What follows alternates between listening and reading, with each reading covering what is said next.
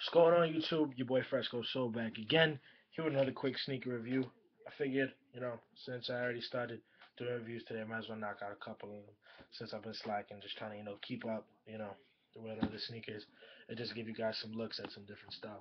So today, if you guys saw my previous video, I reviewed some Nike Air Foamposite Pros from 1997. So definitely go check that out if you haven't. And the next shoe for the day is going to be a CDP box. Only one half because wasn't really a fan of the other shoe that came in this pack. But whatever. Let's just get into the shoe. For those of you that have never seen the CDP box, it's basically that pack that came with two pairs and the numbers of each shoe added to equal 23. So this pair is the the fours, as you can see right there on the red tag on the side of the shoe. You will have in Roman numerals the number of whatever shoe you have. So these are the fours, and usually if you have the other box, you'll also see the other side of Michael Jordan. And as you can see right here, it has the silhouette of shoes, the Air Jordans 1 through 11, and then the rest of them are on the other box. So yeah, so this is this side, and it is a pull-out box. So this little thing right here slides out, almost like a drawer, and then you have your shoes on the inside. So let me just take these out real quick, and then let's get into it. Here you have the CDP 4s, or also known as the Bred 4s, whatever you want to call it. We do call them CDPs just because they come from the pack, even though the colorway is a Bred colorway. But yeah, so I guess we kind of say CDP more to signify the year of the shoe. Because if I said Bred 4s, people would probably assume that it's from 1999. But if I tell you CDP, you already know it's 2008 from the pack. So yeah. Shoes in pretty decent condition. I don't really wear them that much, as you can see. Um, it's a great shoe. No cracking yet. Beware for those people that are interested in buying a pack or a shoe from a CDP pack. The paint isn't that good on the midsole, so it will crack, and it will crack badly. So, just warning you about that. But anyway, let's get into the shoe. Um, the shoe is primarily in black suede.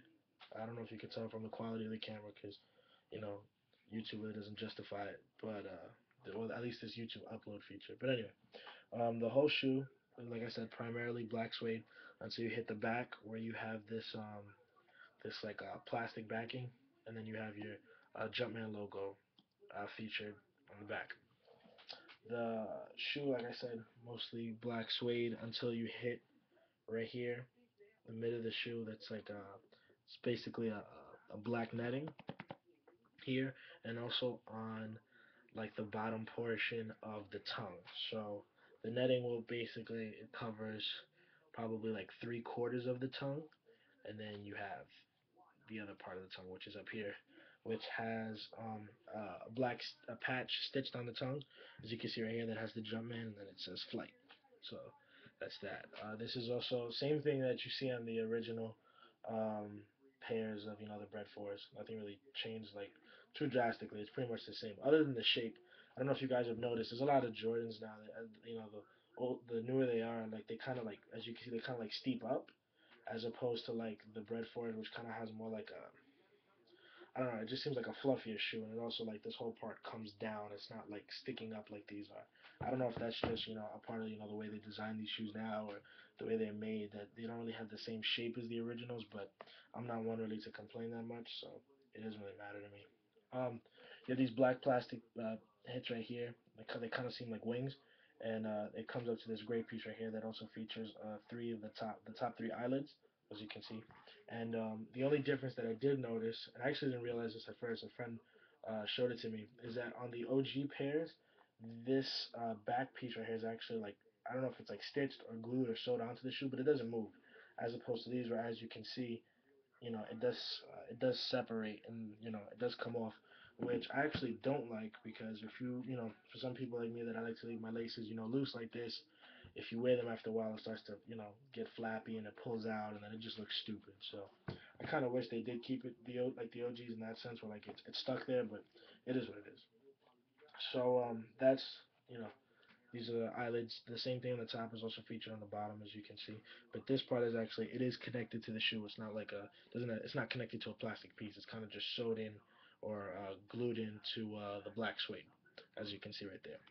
And then you have your black midsole, and then you have your black hits in the front, and then the main part of your outsole is this huge gray piece that has its red hits in the front, and then it has its red hits in the back, and then you have a white air bubble back here, and then the bottom of the shoe features red Jumpman, and then you have your your gray, white, and red hits.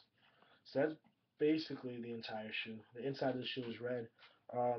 The For all of the CDP shoes, they all have the same insole, which is basically it's a red sole that features like this little tag right here that has Jumpman and has the number 23 Roman numerals, and it says 1985 to 2008. 1985 signifying the year that the Air Jordan 1s released, and 2008, which was the year that they started releasing these CDP packs. So that's pretty cool. It's a nice little hit. Nothing crazy. Um, I did appreciate the fact that on these CDP packs they did try to stick to the original colorways, which was pretty cool because I would hate to see an Air Jordan 4, which is one of my favorite models in a shoe, and like in a colorway that totally doesn't do the shoe justice. So I am happy that they stuck to such a classic colorway. But yeah, so that's that. The only other thing really is on the inside of the tongue. It has a little stitching that says Air Jordan, but it's upside down. So just for all you sneakerheads out there, if you see a pair that has this Air Jordan facing up, you might want to get them legit checked. They're probably fake. Um, so yeah, these are definitely real. I bought these at Foot Locker, Foot Action, one of the two, I forgot. So yeah, that's basically that. So this is the shoe. I do like it a lot. It is a great shoe. Like I said, other than the paint chipping, you're probably gonna have to invest some money into a restore that will repaint the shoes for you. But other than that, if you can keep them in good condition and not like overwear them, it is a great shoe. So here you have the Air Jordan CDP 4s. My rating on them from 1 to 10, I'd probably give them like an 8, just because I love the color. The suede is decent. Like I said, the paint really does bother me, but what are you gonna do? So these get an 8 out of 10 for me. And yeah, if you like them, buy them.